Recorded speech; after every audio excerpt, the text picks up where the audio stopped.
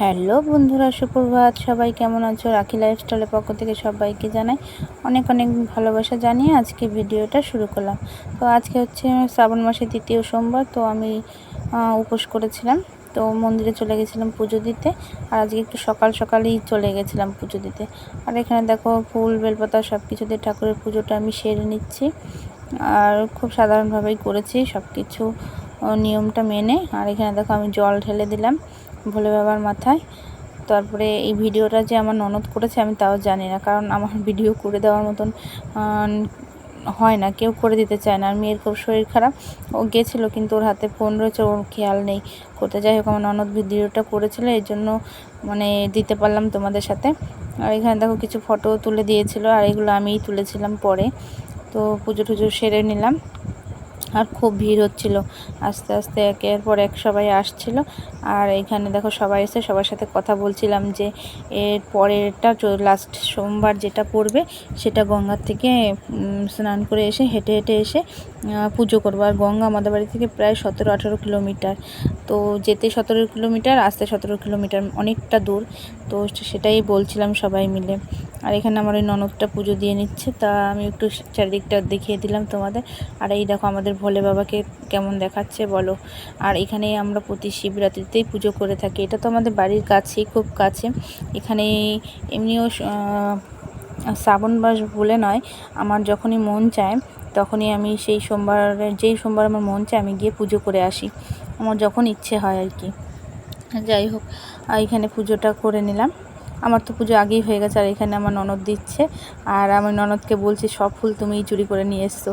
তো বলছে হ্যাঁ বৌদি, এর পরের দিন যেদিন যাব তোমাকে ডেকে নিয়ে যাব ফুল চুরি করার জন্য। তো ভয়েসটা দিলাম না, তার সাথে কিছু চিল্লামিল্লির আওয়াজ হচ্ছিলো দেখে আর দিলাম না। এখানে দেখো আমার এক মামা আর মামি গঙ্গা থেকে হেঁটে এসে যে জল ঢালবে তাই বসে আছে, একের পর এক পুজো হচ্ছে।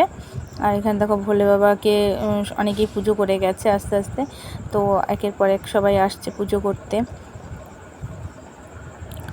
দেখো চারিদিকটা কত সুন্দর লাগছে, আর এত পরিষ্কার জায়গাটা না, মানে এত নিরিবিলি জায়গা না তেমন, কারণ এখানে স্টেশন তো পাশে।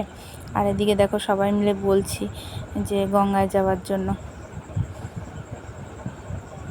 আর তোমাদের ভিডিও করে দেখাচ্ছি। আর এই যে ননদ পুজোটা সারছে।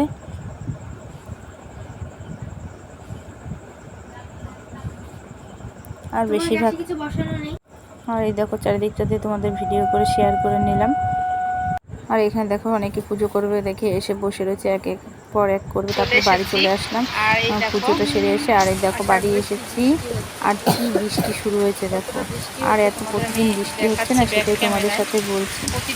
কীরকম লাগে বলো, প্রতিদিন যদি এত বৃষ্টি হয়। আর কী অবস্থা হচ্ছে চারদিকটা। তারপর তোমাদের দেখাচ্ছি বৃষ্টি হওয়ার পরে দেখো উঠানটার অবস্থা কী হয়েছে। প্রতিদিন এরকম বৃষ্টি হচ্ছে। তো আজকে জলটা পাস হয়ে গেছে, বাঁধিনি, বেশ পরিষ্কার হয়ে গেছে। আর নইলে উঠোনে জল জমে যায় একটু বৃষ্টিতে। তারপরে দেখো তোমাদের চারিদিকটা দেখাচ্ছিলাম কতটা বৃষ্টি হচ্ছিল।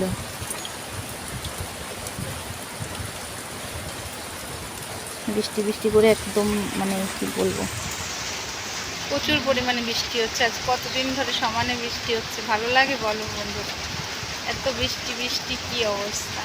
এরকম বৃষ্টি হয়েছে 11টা নাগাদ, আর এটা হচ্ছে বিকেল 4:30 পৌনে 5টা বাজে। তখন দেখো উঠানটার অবস্থা দেখেছো, শ্যাওলা জমি কি হয়েছে। আর এই যেটা আমাদের বাড়ির সবচেয়ে ছোট সদস্য তাতান, আমার মেজো জায়ের ছেলে। আর এই যে বিকেলবেলা একটু ছাড়া পেয়েছে, দেখো ওর খালি এখন হেঁটে নতুন হাঁটা শিখেছে, তো ওই জন্য এখন গুড় করে হেঁটে যাচ্ছে। আর দেখো কি পিছল, আমরাই হাঁটতে পারছি না, ব্যালেন্স রাখতে পারছি না, আর ও দেখো ওর মধ্যে দিয়ে হেঁটে যাচ্ছে। আর এই যে আমার ছোটো মেয়ের সাথে খেলছে, ও পাতা দিচ্ছে। আর এই যে বড়ো মেয়ে খুব জ্বর, ও একটু বাইরে এসে দাঁড়িয়ে আছে, ওরও ভালো লাগছে না, কতক্ষণ শুয়ে থাকবে। আর এই খালি এই যে তুলসী তলায় চলে যাচ্ছে। তারপরে এই দেখো আমি বাজার করে নিয়ে আসলাম।